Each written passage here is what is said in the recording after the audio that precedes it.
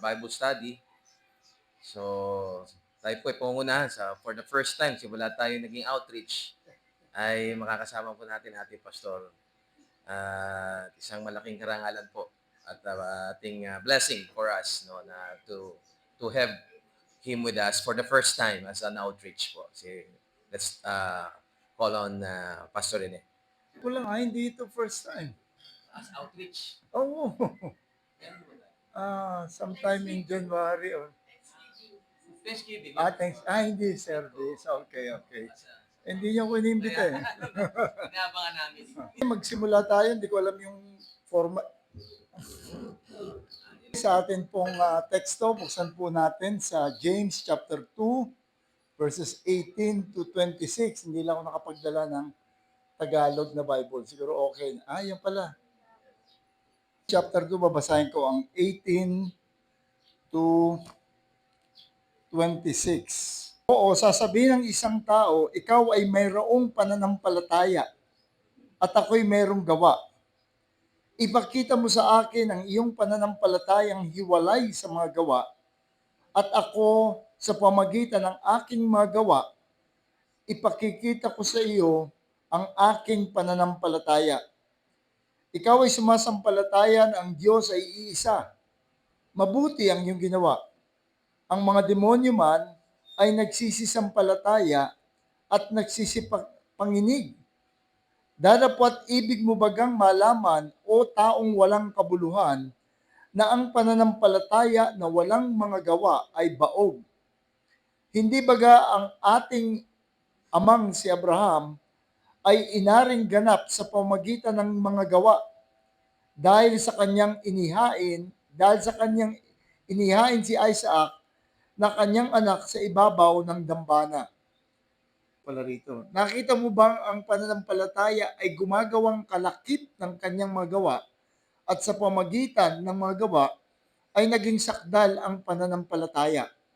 At natupad ang kasulatan na nagsasabi si Abraham ay sumampalataya sa Diyos at yaoy ibinilang na katuwiran sa kanya at siya'y tinawag na kaibigan ng Diyos. Nakikita ninyo na sa pamagitan ng mga gawa, inaring ganap ang tao at hindi sa pamagitan ng pananampalataya lamang. At gayon din naman, hindi rin baga si Rahab na patutot ay inaring ganap sa pamagitan ng mga gawa dahil sa tinanggap niya ang mga sugo at kanyang pinagdaanan sila sa ibang daan. Sapagkat kung paano ang katawan ay na walang spirito ay patay, gayon din sa pananampalataya na walang gawa ay patay. Nalangin po muna tayo, tumingi tayo ng... May him pa ba? Oo. Kala ko, tinawag na ako. Sige, bago po natin tawagin muli si Pastor Rene, ay ating pong awitin muna isang hymn, although it's a new hymn for us, and also we are being accompanied by a melody and lyrics po. So, tayo po tumayo at awitin natin, O Come My Soul.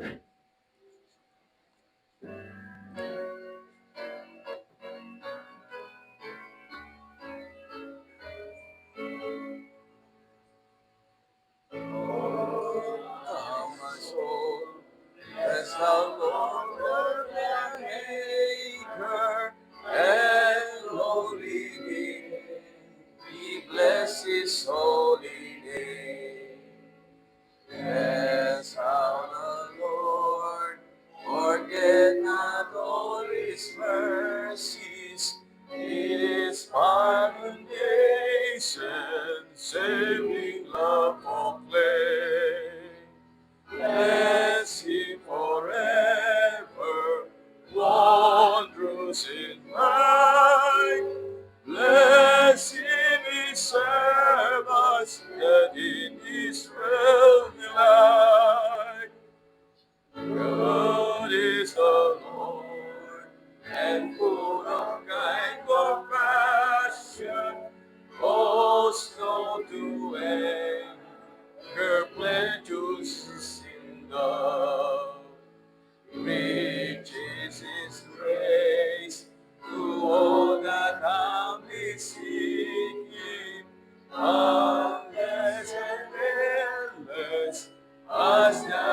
heaven's above. Bless him forever, wondrous and might. Bless him, his servants, that in his well delight. His love is like upon earth to his children, tender and kind to all who fear his name. For well he knows our weakness and our frailty.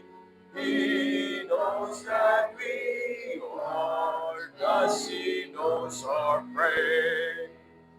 Bless him forever, wondrous in might.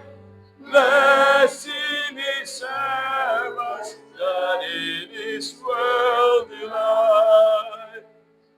We prayed and died like flowers that grow in beauty, like tender grass that soon will disappear. But evermore the love of God is changeless, still shown to those who look to him in fear. Bless him forever, wondrous in might.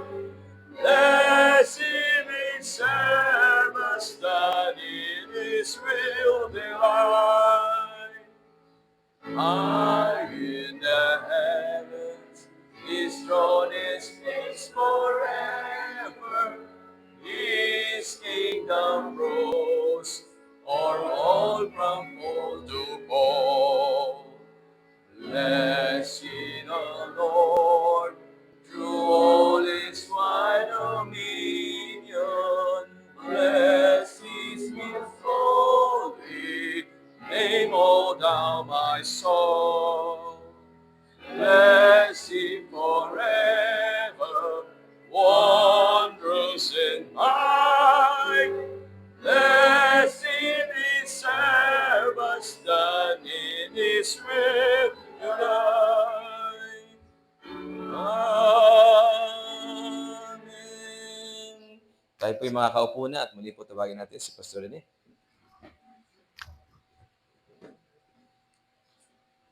Talagang ngayon lang ako nakapunta. Hindi ko alam yung format.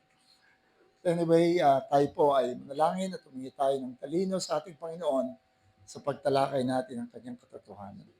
Salamat po aming Panginoon sa kalayaan na binibigay mo sa amin upang talakayin ang iyong salita, ang iyong katotohanan.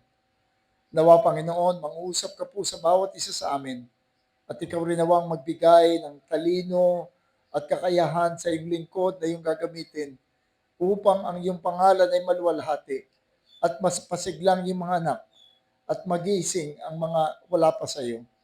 Salamat po, Panginoon. Maasa kami na ang banal na Espiritu ang siyang aming magiging gabay. Sa pangalan namin, Panginoong Yesus. Amen. Okay, yung binasa natin kanina ay naghamon itong si Santiago do sa mga tao na kaharap niya. Sabi niya, may pananampalataya kayo. Ako rin may pananampalataya. Ipakita niyo sa akin ang inyong pakikita ko sa inyo ang aking pananampalataya sa pamagitan ng aking gawa. Ipakita niyo sa akin ang inyong pananampalataya na walang gawa. So ito yung hamon ni Santiago doon sa mga tao. At dito, tinalakay pa niya na sa kasaysayan nila bilang isang kasaysayan ng pananampalataya ay may mga tao siyang binanggit. Si Abraham daw ay inaring ganap. Medyo malalim ako, nalalaliman ako doon sa salitang inaring ganap. Ibig sabihin, ganap, kompleto, perfecto, malinis, pure. At inari, ibig sabihin, kinilala na banal. Kinilala, itinuring, na itinuring na perfecto. Si Abraham daw ay tinuring na perfecto, idineklarang perfecto sa pamagitan ng kanyang gawa nang ihain niya si si Isaac doon sa bundok ng Moraya sa kautusan ng ating Panginoon. Ito po mga talatang ito po ang isa sa pinaka-kontrobersyal na talata ng banal na kasulatan ng bagong tipan na hindi nga tinanggap ni Martin Luther. Sabi niya, hindi niya isinama yung James doon sa kanyang koleksyon. Sabi niya, kumukontra ito doon sa sinabi ni Apostol Pablo. Sapagkat ang sabi po ni Apostol Pablo, Romans 3:28, for we hold that one is justified by faith apart from work. Okay naman, English na lang, ano? Apart from work, tayo ay inaring ganap sa pamamagitan ng pananampalataya na hindi kinakailangan ang gawa. In Galatians 2:16, sinabi niya, yet we know that a person is not justified by works of the law, but through faith in Jesus Christ. So we also have believed in Christ Jesus in order to be justified by faith in Christ and not by works of the law. Because by works of the law, no one is justified. So nakita nyo, parang conflict talaga, no? Ang sabi ni Santiago, a man is justified by works. Sabi naman ni Pablo, a man is justified by faith apart from works. The man is justified by faith and not by works. Ito rin si Juan. Parang kumampi siya kay Pablo. Ang sabi niya, 1 John 1:6. If we say we have fellowship kay Santiago, with him, while we work in darkness, we lie and do not practice the truth. Parang sabi niya, tama si Santiago, kapag wala kang gawa, hindi ka totoo. Hindi ka mananampalataya. Ikaw ay nandun pa sa kadiliman. Now, sino bang tama? Si Pablo o si Santiago? Ang sabi ni Santiago, ang ikaw ay iaaring ganap sa pamagitan ng gawa mo. Sabi naman ni Pablo, hindi. Sa pananampalataya, ikaw ay iaaring ganap ng hiwalay sa iyong mga gawa. Bago po natin pag-awayin yung dalawa, tiyakin po muna natin na pareho silang naniniwala na ang pananampalataya nakapagliligtas. Ang sabi ni Apostol Pablo, for by grace you have been saved through faith, and this is not your own doing, it is the gift of God. So malinaw kay Apostol Pablo. Ganun din kay Juan. Whoever believes in the Son has eternal life. Whoever does not obey the Son shall not see life, but the wrath of God remains on him. So sabi, naniniwala rin si Santiago, si Juan, na pag may pananampalataya, may kaligtasan. At maging si Santiago. Ang sabi niya, James 1:21, therefore put away all filthiness and rampant wickedness and receive with meekness the implanted word. What is that implanted word? It's the gospel, which is able to save your soul. The gospel is able to save your soul. So lahat po sila naniniwala na ang ebanghelyo at ang pananampalataya sa ebanghelyo ay nagdadala ng kaligtasan, ng kapatawaran. Ito ay naglalapit sa Diyos. Pero bakit parang iba-iba? I-consider po natin yung kanilang mga kinakausap, yung mga ina-address nila. I-consider natin yung iba't ibang sitwasyon. Si Santiago, ang kinakausap niya rito ay yung mga tao na gumagawa ng profession of faith. Tama yung kanilang ebanghelyo. Pero, yung kanilang buhay, mali. Hindi sang-ayon do sa ebanghelyo na kanilang ipinapahayag. Yun ang kausap ni Santiago. Tama ang pananampalataya mo. Kapag binigyan ka ng test tungkol sa gospel, masasagot mo. Tama lahat. Alam mo ang elemento ng ebanghelyo at sinasabi mong pinananampalatayaan mo at iniwanan mo na yung mga maling paniniwala. Pero yung kanilang buhay ay hindi tama at kung susuriin nga po natin, yung buhay ng mga tao ayon sa aklat, merong mga ah, nagdi-discriminate against the poor. Merong mga masters doon na hindi sinusweldoan yung kanilang mga manggagawa. Pag may pumasok sa church, pagka, uy, ang ganda ng damit niya, mayaman niya, sige, welcome niyo. Bibigyan ng magandang upuan. Pagka naman, ay, mahirap lang yan, doon ko na sa sulok. Huwag kang didikit dito, baka maamoy ka namin. At yung mga byuda nila at yung mga fatherless, napapabayaan. At puro marites dito sa kay Santiago. Chismisa ng chismisa na nagkakasirana, sirana yung buong church, nagkakasira ng mga magkakaibigan. So yun yung kanilang buhay. So ito yung dinidil ni Apostol nitong si James. Kaya ang kanyang question is hindi yung rightness of their profession, kundi yung kanilang buhay na hindi angkop sa kanilang sinasabi. Kaya sabi niya sa verse 16, someone will say, you have faith and I have works. Show me your faith without your works, and I will show you my faith with my works. Wala pong question dun sa faith. In-acknowledge na niya yung pananampalataya that they profess is consistent with the saving faith. Tama. Hindi niya kinwestiyon na mali naman kasi yung pananampalataya niyo. Tama yon. Ang problema ninyo, ang indictment, ang paratang niya ni Santiago, hindi ko makita yung bunga ng sinasabi niyong pananampalataya sa inyong buhay. Iba yung inyong pinamumuhay. Kaya si Santiago ay kumakausap siya ng mga tama ang sinasabing pananampalataya pero walang godliness sa kanilang buhay. On the other hand, si Apostle Paul naman ay ang kausap naman niya ay yung mga galing sa Judaism, mga Hudyo. Yung mga Hudyo, mahigpit sila doon sa pagpapatupad, sa pagsunod sa batas. Sa kahigpitan nga nila, dinadagdagan pa nila ng mas mahigpit pa.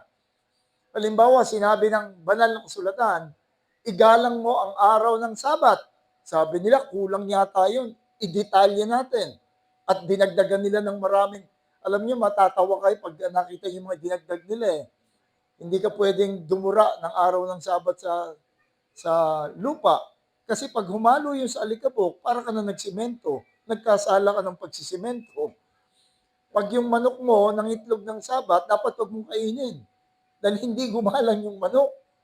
O kaya, nananahi ka ng damit. Uy, malilate na ako. Lumakad ka, naiwan yung karayom na nakalagay pa rin. Nagbubuhat ka ng araw ng Sabat. So, ganun sila kaingat. Ganun sila kaingat sa batas ng ating Panginoon. At dumating ang Kristyanismo, nakita nila na ang pananampalataya na kay Kristo ay tunay na makapagliligtas, tinanggap nilang Panginoon, nagpayag sila ng pananampalataya sa Panginoon, pero sabi niya, pero kulang yan. Para maligtas ka, sundin mo pa rin lahat.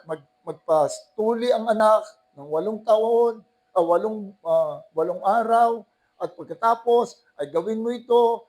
Kapag kakain ka, magugas ka ng kamay, hugasan mo yung plato muna, hugasan mo yung table, pati yung lahat. Kailangan gawin yun. Pagka hindi mo ginawa yun, hindi ka ligtas. Yun naman sila. Kaya pinagdiinan ni Apostol Pablo sa kanila, ang nagliligtas ay ang pananampalataya at hindi yung gawa. So dahil dinagdagan nila ebanghelyo, mali yung kanilang ebanghelyo. It's gospel plus good works.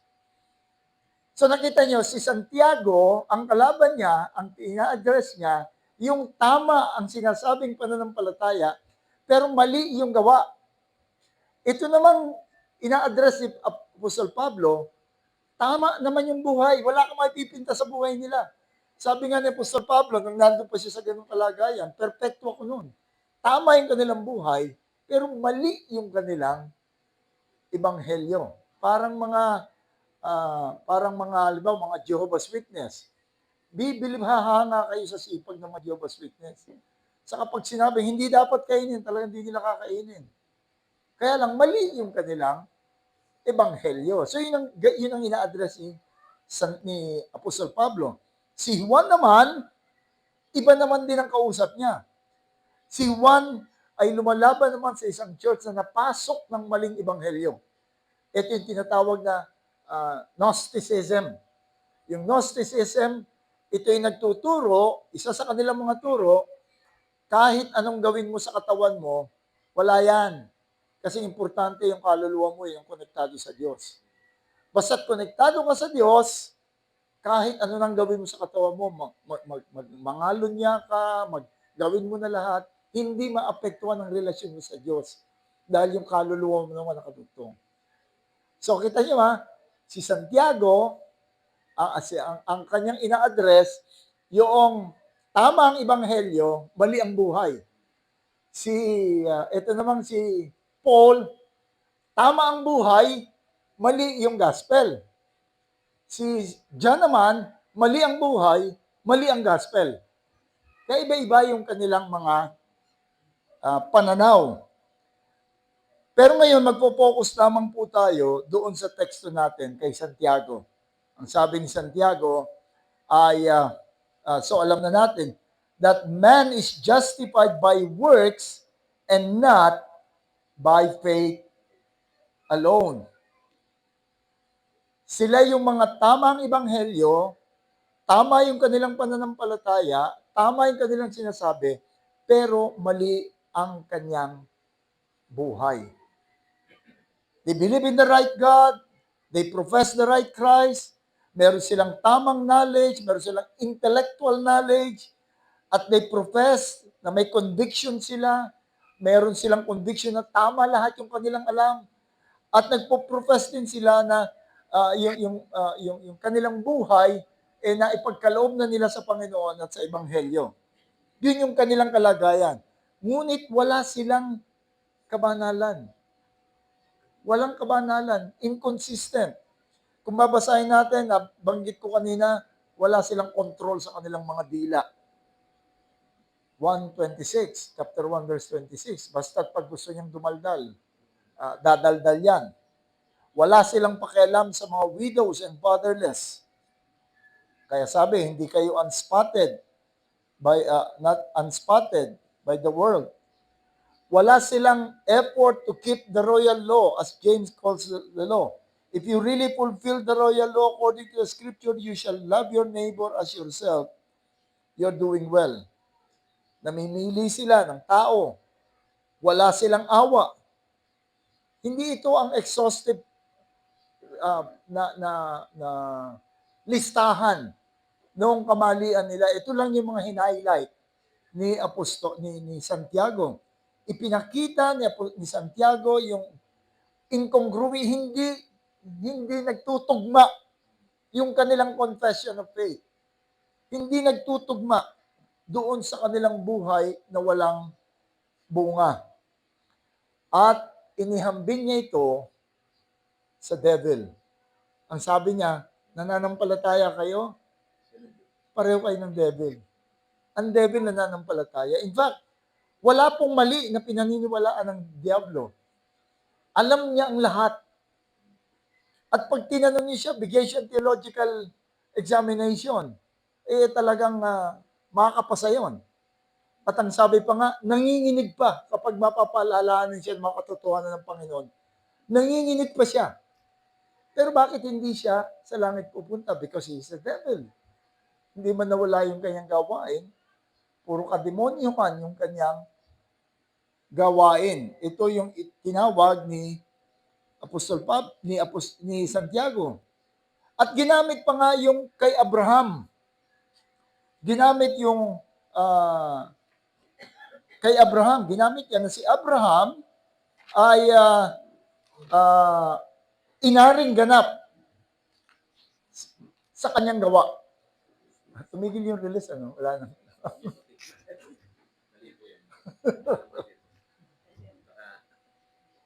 So wala na akong time. Hindi, ano na po.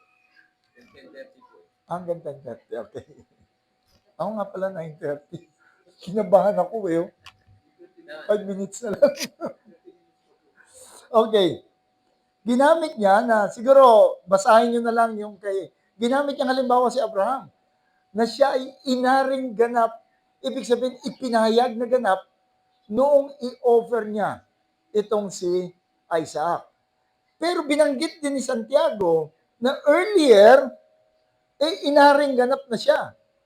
Noong panampalatayanan niya, sinabi ng Panginoon, bibigyan ka ng isang lahi na siyang magliligtas. And Abraham believed and it was counted to him as righteousness.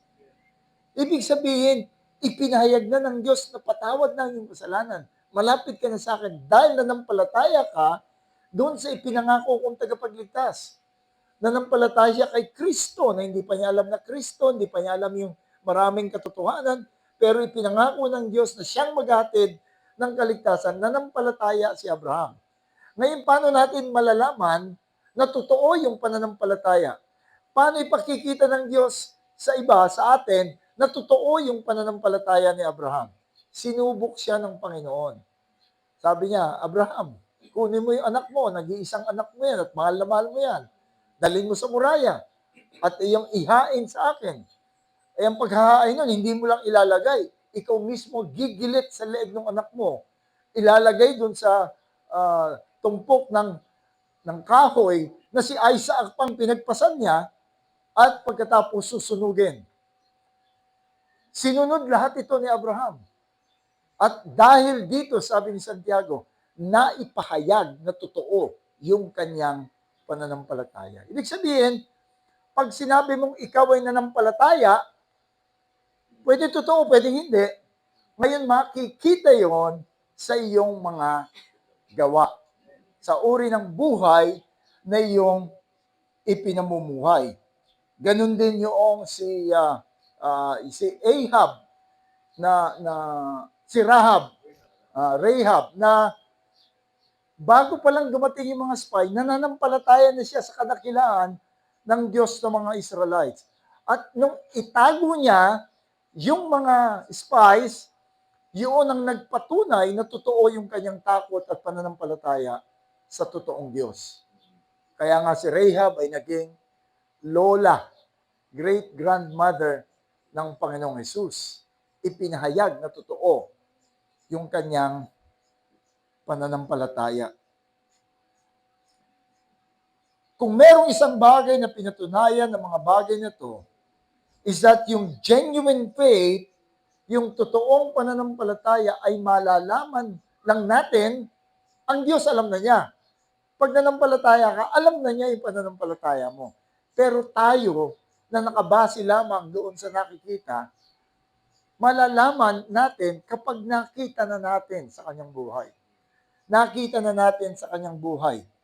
Yung offering ni Isaac, hindi ito nakadagdag doon sa katotohanan ng pananampalataya ni Abraham. Ito yung nagpatunay lamang na meron siyang totoong pananampalataya.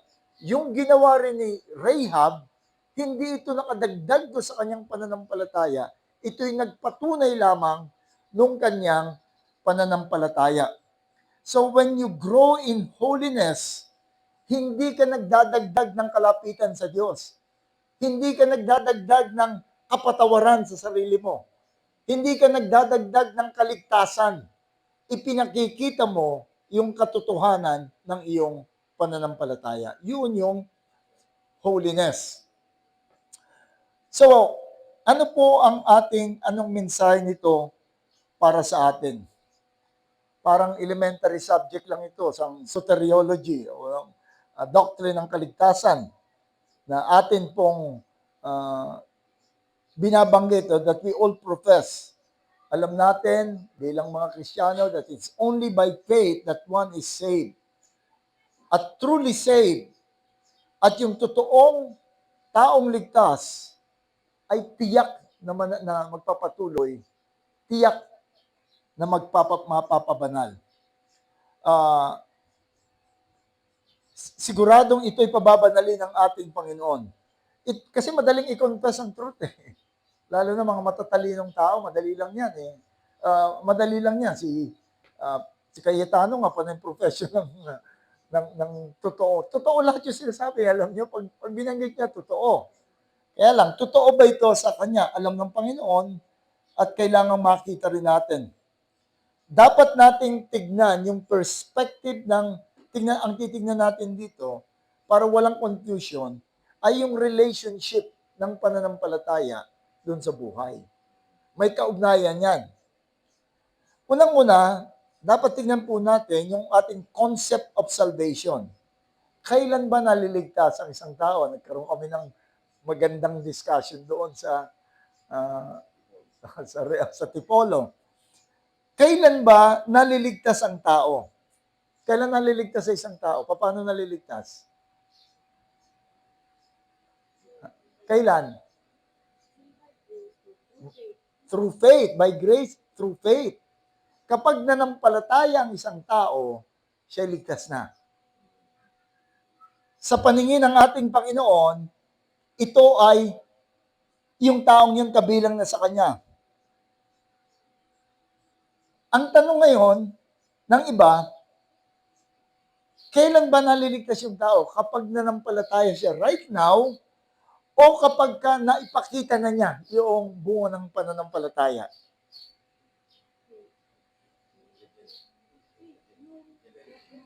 Halimbawa, ako ay isang magnanakaw, isang mandurukot ako, o isang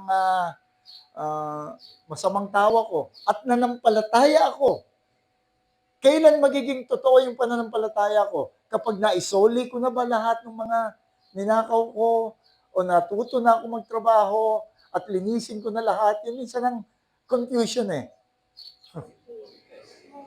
The moment you believe, ang question itself na kailan matuturing na totoo is flawed because it views saving faith and changed life as two separate elements. Two separate elements. That when a person profess faith but do not immediately see sanctification, parang wala pa siyang kaligtasan. Dapat nating tandaan na ang perspektiba ng Panginoon, hindi katulad natin kapag meron kang deck of card at gusto mong malaman lahat kung ano yung nando sa card mo. Iniisa-isa mo, nilalapag mo isa-isa. Merong King of Diamonds, merong 4 Ace. Bago mo malaman lahat, kailangan isa-isay mo muna. Hindi ganun ang perspektiba ng Panginoon. Hindi yung one after the other. Ang perspektiba po ng Panginoon ay parang isang sphere.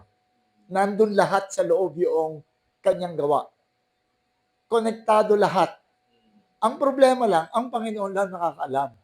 Siya lang nakakaalam nitong bagay nito. God's view of salvation is sphere with all the elements already there. Pag iniligtas niya yung isang tao, nandun na yung pagpapatawad, nandun yung pagtanggap, nandun yung adoption, nandun yung pagkabanalan, nandun yung pagpalit ng pusong bato at pusong laman, nandun lahat. When God says you must live holy lives, hindi niya ito sinasabi para pagtibayin yung kaligtasan mo o para maging kumpleto yung kaligtasan mo. Sinasabi niya ito sapagkat binigyan kanya ng kakayahan. Binigyan kanya ng kakayahan na maging banal. Na sumunod, tingnan nyo sabi, go therefore and make disciples of all nations, baptizing them in the name of the Father and of the Son and of the Holy Spirit, teaching them to observe what I have commanded you. Bago niya sinabing teaching them what to observe, make them disciples, munang utos. And what is a disciple? Ang disciple is tagasunod. So, ibig sabihin, kapag disciple na siya, may kakayahan na siyang sumunod, turuan nyo ng lahat ng iniutos ko sa inyo. In Matthew 5:14-16, sabi, you are the light of the world. A city on a hill cannot be hidden. Hindi po ito utos. Ito ay deklarasyon kung ano ka. Sa iyong pananampalataya, ilaw ka. Ginawa kitang ilaw at kung pag-aaralan mo, sabi ng ilaw ng Diyos ay nasa iyo. Ilaw ka na. At hindi ka lang ilaw, inilagay kita rin sa taas para makita ng lahat. Sa kanya sinabi ang utos.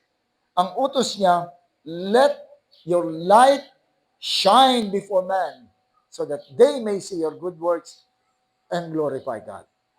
So nakita nyo, ginawa mo na silang ilaw, ginawa mo ng ilaw ang mga Kristiyano, bago niya inutusan, let your light so shine before men. Philippians 2:12 to 13.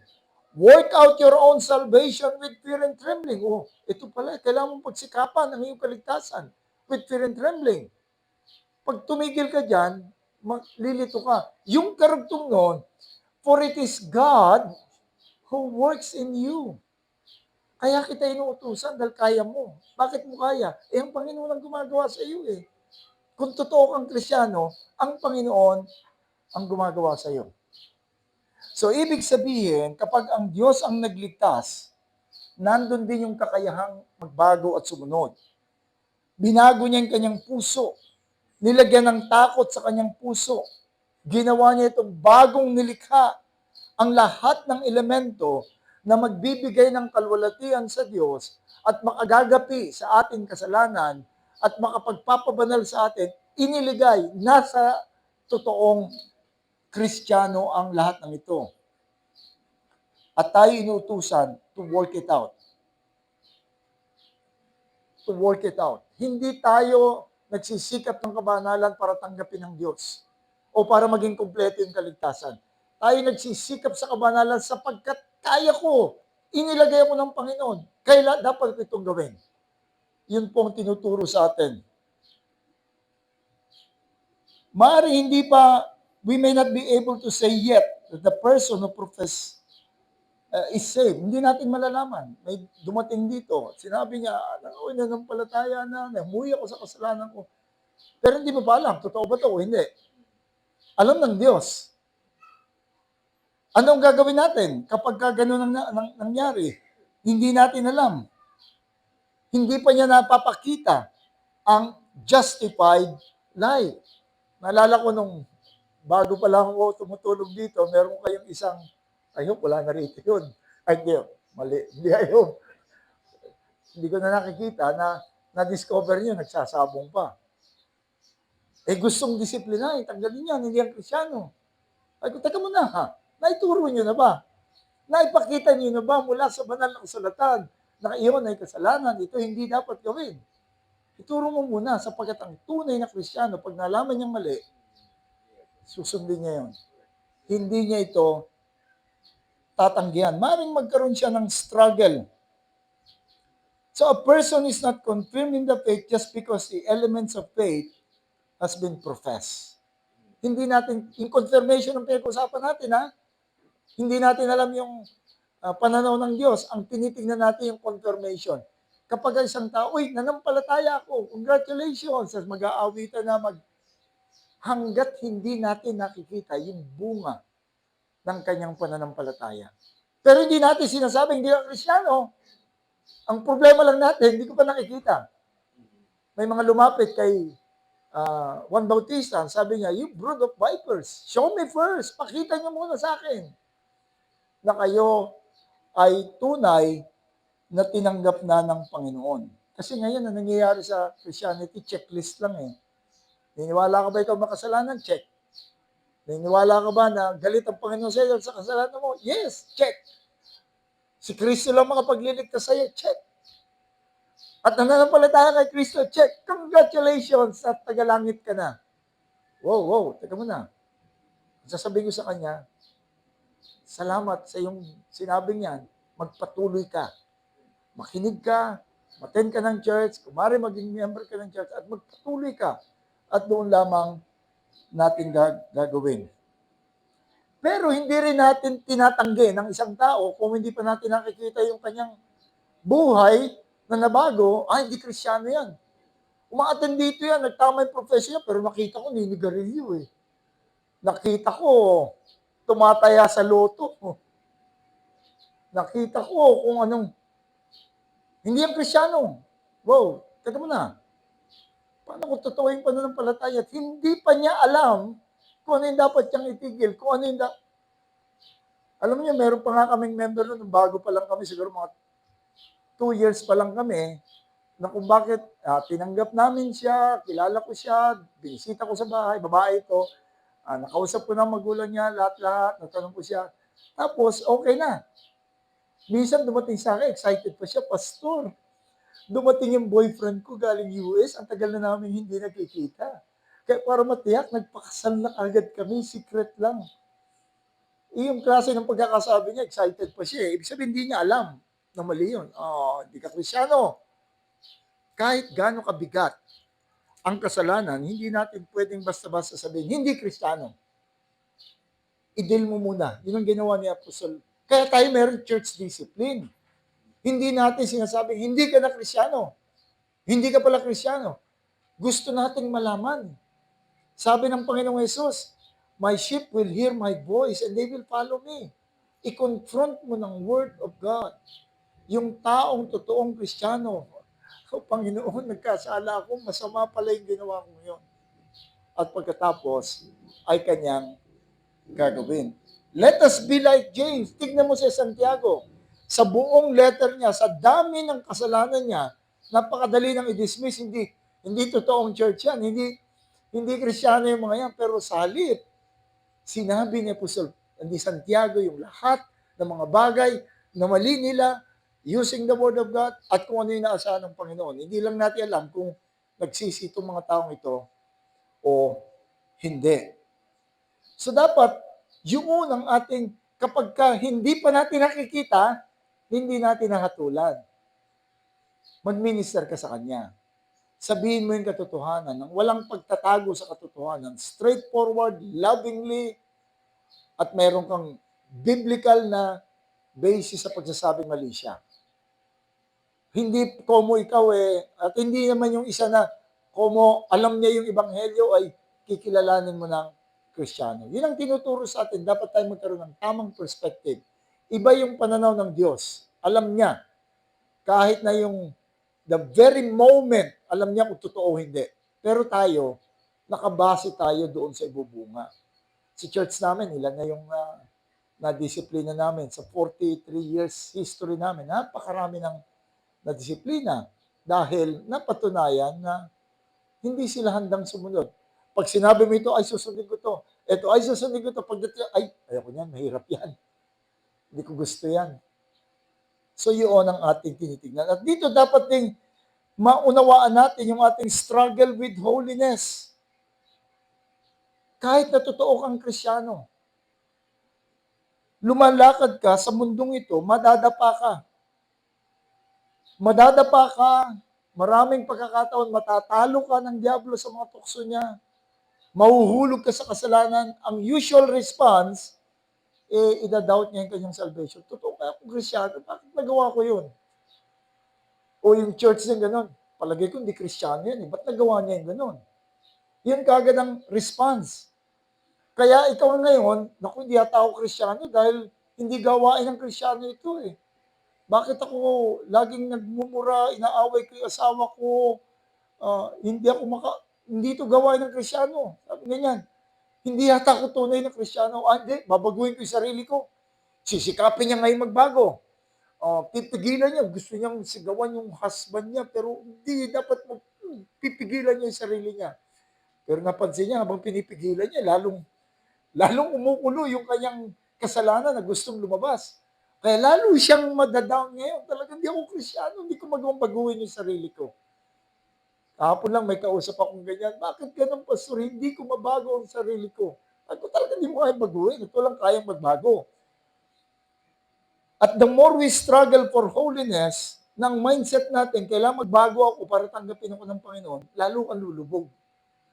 Lalo kang lulubog. Yung 1 John 1:9 na paborito ng mga nag-asala, if we confess our sin, is faithful and just to forgive us and to cleanse us from all uncleanness and unrighteousness. Pero doon, nakapaloob doon, yung pong confess na yon, literally, ibig sabihin, if you agree with God, at yun ay present condition, if you are in a condition of agreeing with God. Ibig sabihin, yung tunay na Kristiyano, pag nagkasala siya, mag-agree kagad siya sa Panginoon. Mali ito. Pero ang pananaw niya, He is faithful and just to forgive me and to cleanse me. Hindi yung, if I confess my sin, then I will try to change myself. No, He is faithful and just. Doon siya nakatanaw sa ating Panginoon. Ang sabi ni John, 1 John 5, faith is our victory.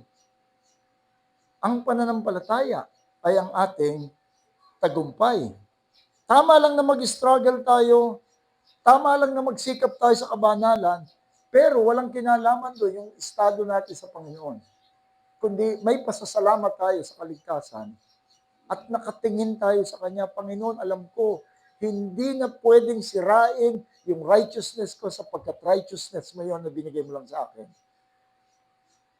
Kahit na ako mahulog, nagsisisi ako, Panginoon. Kung nadapa ka na isang beses, tumayo ka at ipahayag mo. Eh, paano kung the same sin, 7 times mo ginawa? Pwede pa ba yun? Paulit-ulit ka sa the same sin. 7 times. Patatawarin ka pa ba nun? Eh, sabi nga, ang utos ka ng Panginoon, 70 times 7, patawarin mong kapwa mo, tapos siya hindi niya gagawin yun.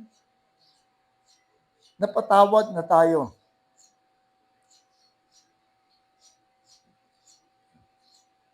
Dapat nating malaman ng kaligtasan natin ay sa pananampalataya.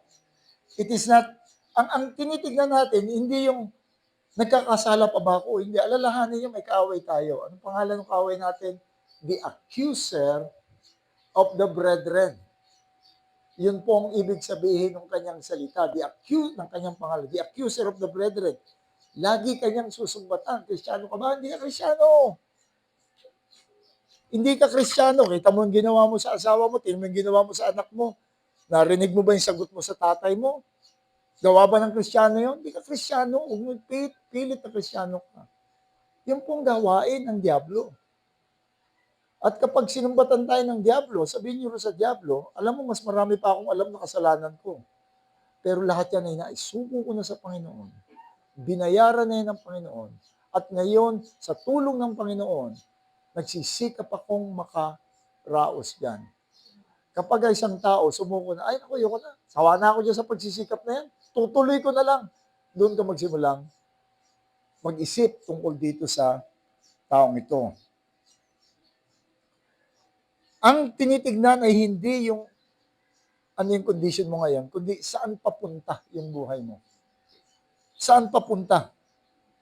Ano ang iyong tugon sa mga bagay na kasalanan na ipinamukha sa iyo ng Panginoon sa pamagitan ng kanyang salita? Ano yung tugon mo dito sa mga bagay nito? Ipinamukha sa iyo ng Panginoon sa pamagitan ng preaching, o ipinamukha sa iyo ng Panginoon sa pamagitan ng kapatid na lumapit sa iyo at sinabing ito ang iyong mali. Anong tugon mo? Yun ang mahalaga. Sapagkat ang tunay na Kristiyano, masasaktan siya na labag niya ang Panginoon.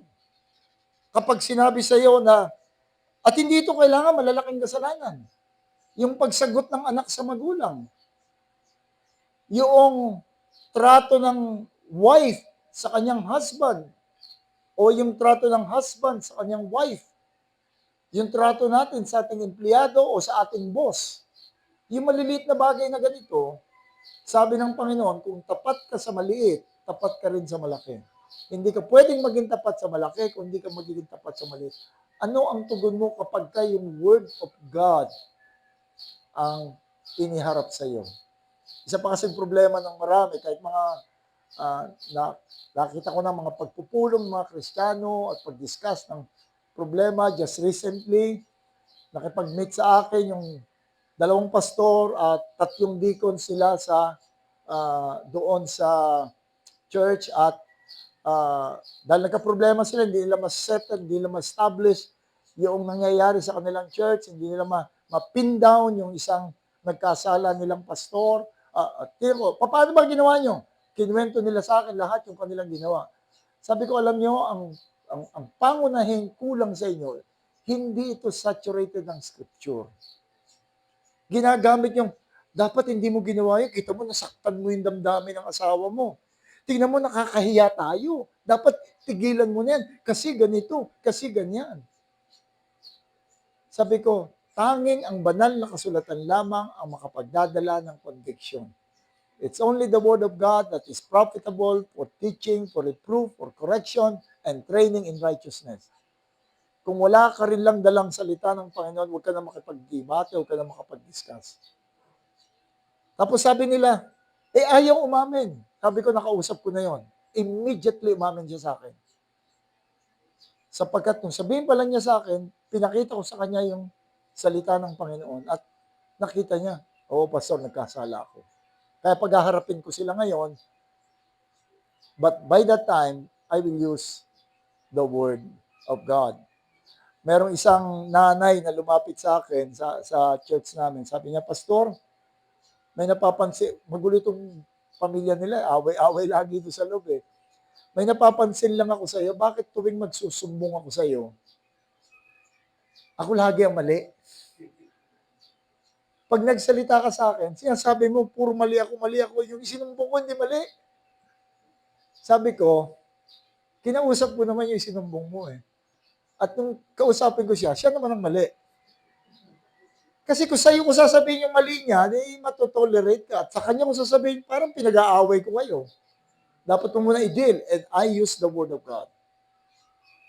At dahil sila'y tunay na Kristiyano, alam niyo, napakahaba ng storya ng away ng pamilya nila. Unti-unting naayos. Ngayon, napakaganda ng kanilang relasyon. Ministry ang dapat. Kaya ito ang concept. Dito na tayo hanguin ang konsepto ng ministry. Pagkatapos sabihin ni James, yung lahat ng kanyang mga paratang sa kanila, sa dila, sa pakikisama, hindi niya sinabing, suriin niyo nga sarili niyo, baka hindi kayo Kristyano, kayo mga hipokrito. Anong ginawa niya? Nag-minister lang siya. Sinabi niya yung totoo. Sinabi niya yung sinasabi ng ating banal na kasulatan.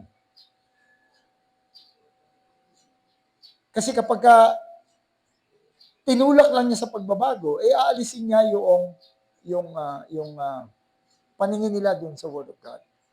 May dinila ko sa inyo na dito kami nag-usap pa. Ang dami-daming katwiran justification. Teka muna ka ako. Tignan muna natin, nagkasala ka sa Panginoon. Ibigay ko ang banal na kasulatan. Ang pagtawag sa moral living, kapag sinabi mong magbago ka, dapat ito'y nasa konteksto lagi ng Ebanghelyo. Ibig sabihin, magbago ka dahil iniligtas ka na ng Panginoon. Magbago ka dahil meron ka ng tagapagligtas. Magbago ka dahil yung puso mo ay bago na, bago ka ng nilalang. Nandun lagi sa konteksto ng Ebanghelyo. Kung hindi mo madala ang Ebanghelyo, ibig sabihin, hindi ka paniniwalang Kristiyano itong taong to, o baka hindi pa nga niya na-encounter. Kung all we do is with the consideration na ang tunay na tupa ng Panginoon, susunod yan sa salita ng Panginoon. Susunod yan. Kaya dapat titingnan mo yung kanyang, i-confront mo siya with the Word of God. Ipakikita mo sa kanya yung kanyang kamalian sa pamagitan ng salita ng ating Panginoon. Yun din ang panawagan ko sa inyo. Ipakita ang pagbabago sa inyo, mabuhay kayo ng buong kabanalan sapagkat yun ay bahagi ng biyaya na binigay ng Panginoon. Kaya natin lahat magpakabanal. Maging yung disiplina, kapag dinisiplina ng church, yun ay merong pag-asa na kung totoo itong taong ito, magsisisito at babalik. Pero kung hindi totoo, lalayo ito ng may galit sa puso.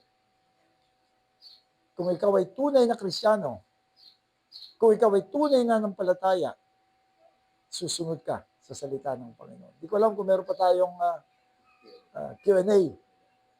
Paningan sa inyo sa asawa ko kanina pa eh. Hindi lang. Isa na lang. Wala pa, alas 9 pa lang.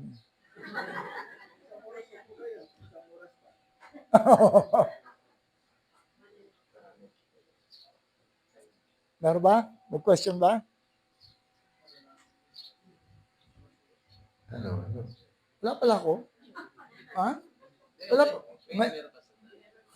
Hindi, ngayon ko lang yun. Ha? Hindi mo narinig. Okay, wala nang question? Okay, kung wala na, ay lapit tayo sa Panginoon sa panalangin. Salamat po aming Panginoon sa iyong masaganang biyayang katotohanan na hindi mo kami iniwanan sa kadiliman. Ibinigay mo ang iyong salita para sa iyong mga anak. Nawa Panginoon ay makitang malinaw kung sino ang nakay Kristo at sinong may pagpapalang kaligtasan sa pamagitan ng buhay na ikaw din mismo ang nagbigay sa amin ng kakayahan.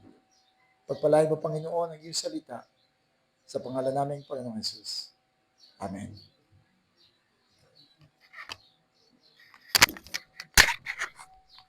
Magkaroon po tayo ng ilang minuto po na break, no?